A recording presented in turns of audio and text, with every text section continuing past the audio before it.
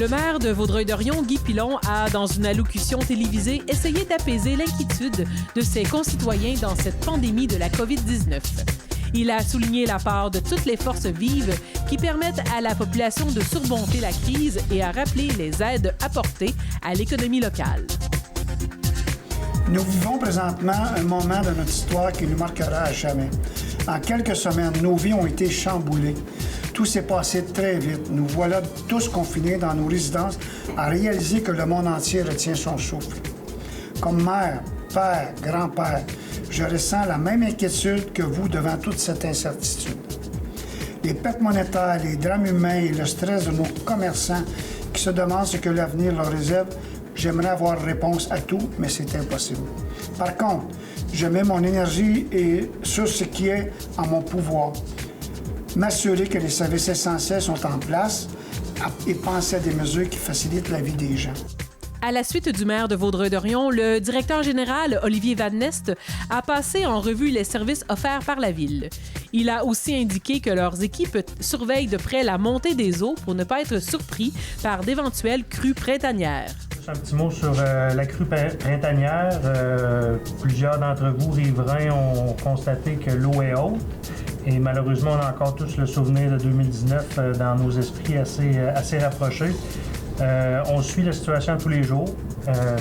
L'information qu'on a pour l'instant, c'est que l'eau est haute par le lac Ontario qui devait se libérer le plus d'eau possible avant la crue de la rivière des Outaouais, qui était l'élément déclencheur en 2019. Pour nous, c'était la rivière des Outaouais vraiment qui a fait monter rapidement le lac des Deux-Montagnes. Donc, le niveau d'eau est élevé, mais c'est finalement que le fleuve Saint-Laurent profite de vider le lac Ontario avant que la rivière des Outaouais ait sa crue majeure.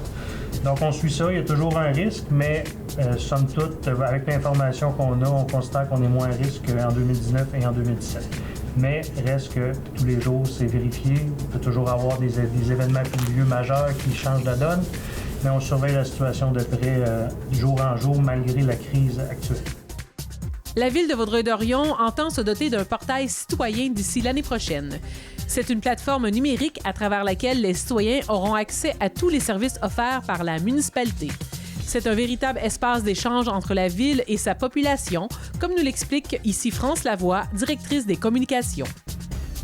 Alors, on parle ici d'un portail citoyen qui est vraiment une plateforme numérique destinée aux villes intelligentes. Ce qui veut dire que concrètement, le citoyen se connecte au site Internet de la Ville et il a son propre dossier. Le portail est sur le site Internet de la Ville et ça permet aux citoyens d'avoir un dossier qui lui est propre où il pourra retrouver toutes ses transactions avec la Ville.